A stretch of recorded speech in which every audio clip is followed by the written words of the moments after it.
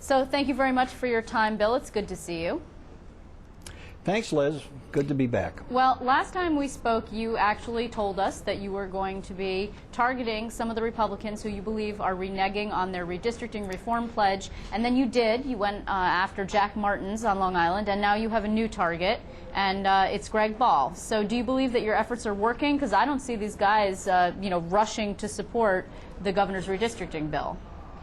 Look, the fact is that in the November elections of 2010, anyone that was thinking new redistricting was 99% dead once the Republicans won the state Senate.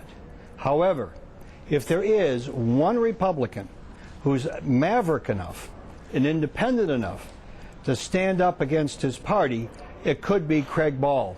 He hasn't so far, but we're going to go up, put pressure on him, and if he flips and stands up, that's our last chance, in my mind, to get redistricting for the 2012 election. Interesting. Now, I mean, viewers, the Hudson Valley viewers know this, but we'll just tell people in case they don't out in Western New York. Greg Ball is a former assemblyman, and he was elected to the Senate over the objections of the Senate Republicans. They actually backed someone else, a town supervisor from Somers, I believe, and they ran some very ugly mailers against him, and he won. And it's Vinnie Libel's old seat. And he has, however, though, Bill, been playing ball with the Republican conference. I'm not so sure that Ball has been playing ball. I'm not so sure that he is as independent as you think anymore.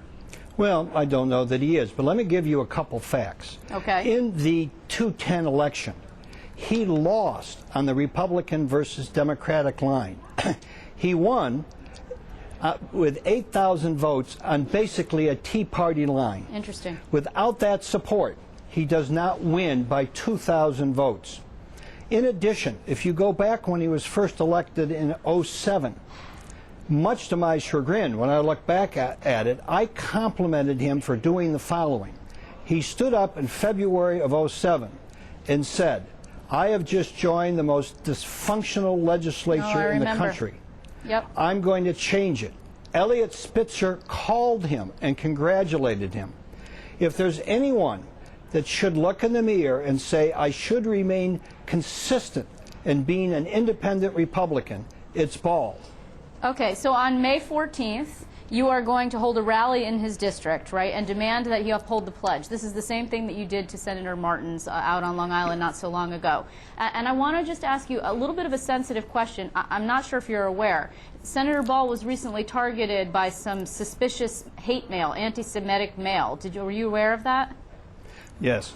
I mean, do you believe maybe that this isn't perhaps the right time to be demonstrating outside his office when he is being clearly targeted by someone who has something seriously against him? No, I don't. We certainly all condemn any violence against any politician, even if we disagree with their views, who is trying to be a good public servant. Our point, though, is very important. Here in front of me is the pledge that Greg Ball signed. That's his signature.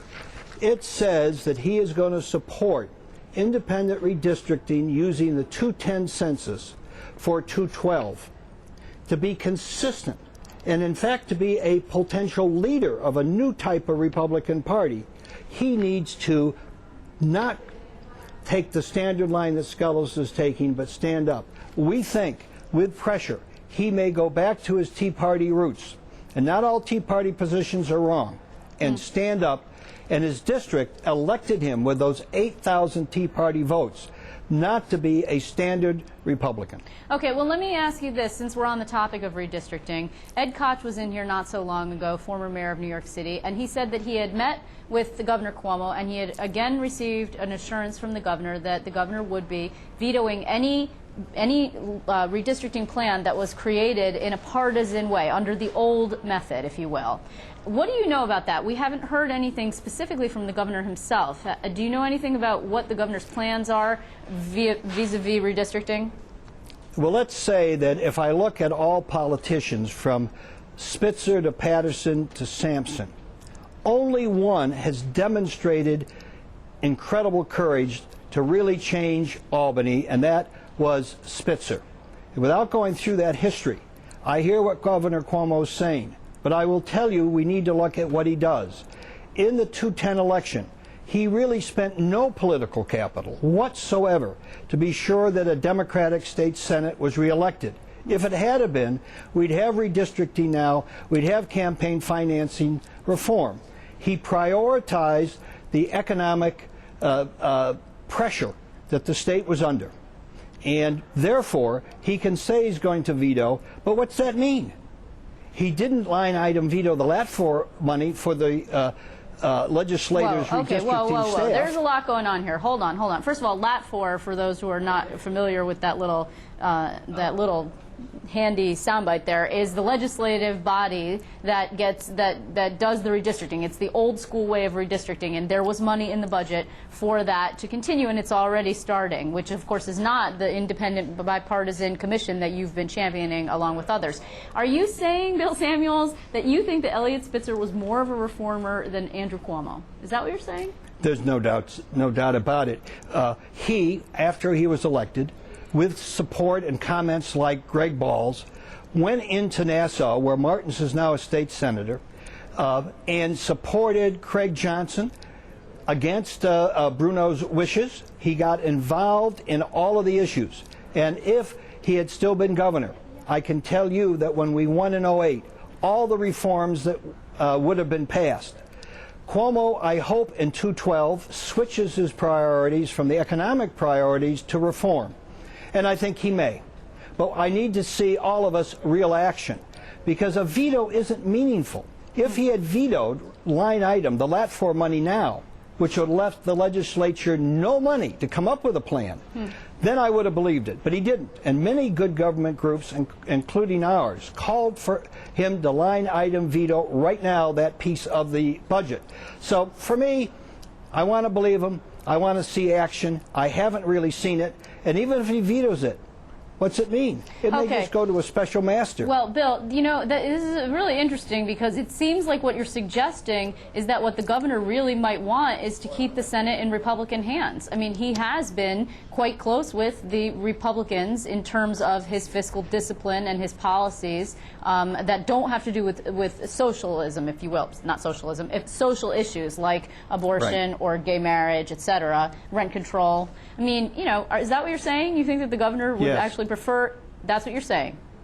It's a little strong, and I'm not saying that if I were in the governor's shoes, I might have not done what he did. But the fact is, he did not give any support to the Democrats to win the election. That's factual. No money, some minor endorsements. That's a fact. There's just no doubt about that.